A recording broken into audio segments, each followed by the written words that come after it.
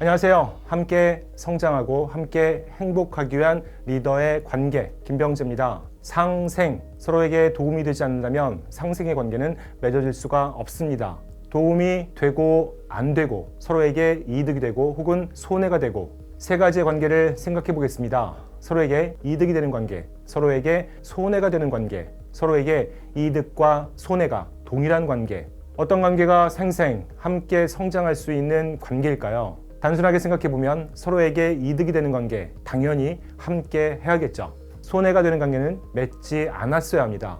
이득과 손해가 동일하다면 곰곰이 생각해보게 되는 관계입니다. 곰곰이 생각해봐야 되는 세 번째 관계와 관련하여 이득과 손해를 인식하는 우리 모두의 비합리성에 대한 매우 유명한 이론을 소개해드릴까 합니다. 노벨 경제학상, 경제학 분야에 뛰어난 업적을 남긴 학자에게 수여되는 상으로 노벨상 중 가장 늦은 1969년도부터 시상이 오고 있는 상입니다. 상의 명칭이 경제학상이니 노벨 경제학상을 수상하신 대부분의 학자들은 경제학을 전공하신 분들이고요. 경제학이 아닌 심리학을 전공하신 분 중에서 2002년도 노벨 경제학상을 받으신 분이 계십니다. 바로 이스라엘의 세계적인 심리학자이자 행동경제학의 아버지로 불리는 데니얼 카네만 교수님이시죠. 데니얼 카네만 교수가 치버스키 교수와 함께 1979년도부터 심리학에서 출발하여 발전시킨 전망 이론, 프로스펙트 시어리가 2002년도 노벨 경제학상을 받게 되는 기초가 됩니다. 이 이론은 과거 인간은 합리적이다라는 전제하에 발전된 합리적 선택 이론과는 달리 인간의 비합리적인 행동을 분석하기 위해 만들어진 이론입니다.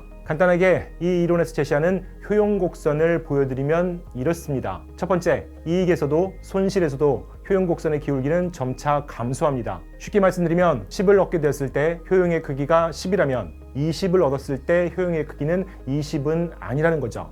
20보다 적은 효용이 됩니다.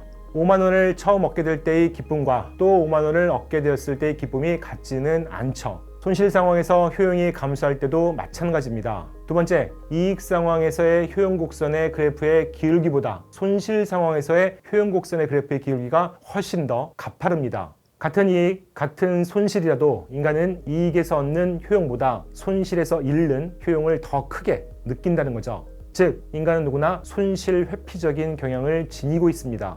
게임을 해서 10을 얻고 또 10을 잃었을 때 게임하기 전과 비교해보면 얻은 것도 잃은 것도 없는 동일한 상황이지만 대부분의 사람들은 뭔가 잃은 것처럼 느끼는 이유입니다. 곰곰이 생각해봐야 하는 세 번째 관계로 다시 돌아가 보겠습니다. 나에게 있어서 이득과 손해가 동일한 관계, 전망이론을 적용해보면 동일하다고 느껴지는 관계는 분명 내게 이득이 더 많은 관계입니다. 심지어는 조금 손해라고 느껴지는 관계조차도 나에게 이득이 되는 관계일 수가 있습니다. 우리 모두는 이득을 통해 얻게 된 기쁨과 성취보다는 손해를 통해 얻게 된 슬픔과 피해를 더 크게 생각하기 마련인 손실 회피적인 성향을 지닌 인간이기 때문인 거죠.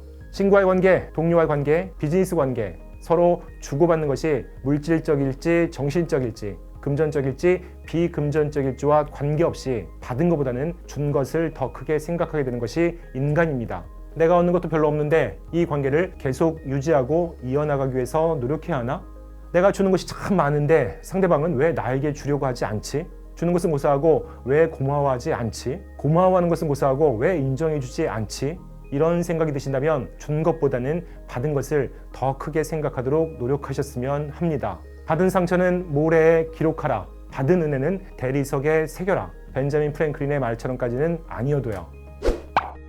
파트너를 동반자로 상생의 관계, 부모와 자식의 관계가 아닌 이상 일방적으로 주기만 하고 일방적으로 받기만 하는 관계는 상생, 평생 함께하는 동반자가 될 수 없습니다.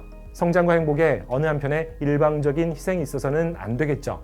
그러나 보다 많은 사람들과 상생의 관계로 함께하기 위해서 기억하셔야 할 것은 리더님께서 상대방에게 주는 것보다 상대방에게서 받는 것의 가치와 기쁨을 더 크게 생각하셔야 한다는 것이죠. 나는 이렇게까지 애쓰는데, 나는 이렇게까지 베푸는데, 나는 이렇게까지 도와주는데, 이런 생각이 드시면서 상생 참 어렵다, 관계 참 어렵다 라고 느껴지실 때 나에 대한 상대방의 애씀과 상대방의 베품과 상대방의 도와줌을 떠올려 보시기 바랍니다. 그리고 그 가치와 그 기쁨이 참 크구나 라고 생각해 주시기 바랍니다. 실제로도 생각 이상으로 큰 가치와 기쁨일 수가 있습니다. 감사합니다.